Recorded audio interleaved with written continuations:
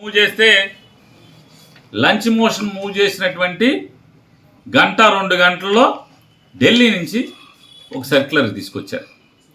ఏమని?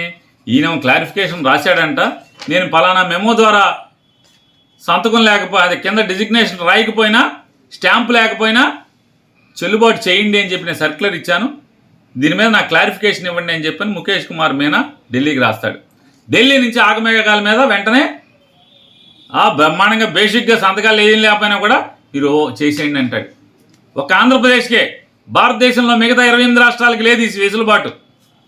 కేంద్ర ఎన్నికల సంఘం కూడా ఒక్క భారతదేశంలో ఆంధ్ర రాష్ట్రానికి మాత్రమే ఈ వెసులుబాటు. ఉద్యోగం చేస్తున్నాం, ఎన్నికల నిర్వహణ ఇది, నిష్పక్షపాతంగా ఒక జడ్జి కన్నా గొప్పగా పనిచేయాలి, ప్రమాణం చేశామే అనేటువంటి ఈషన్ మాత్రం ఆలోచన కానీ స్పృహ కానీ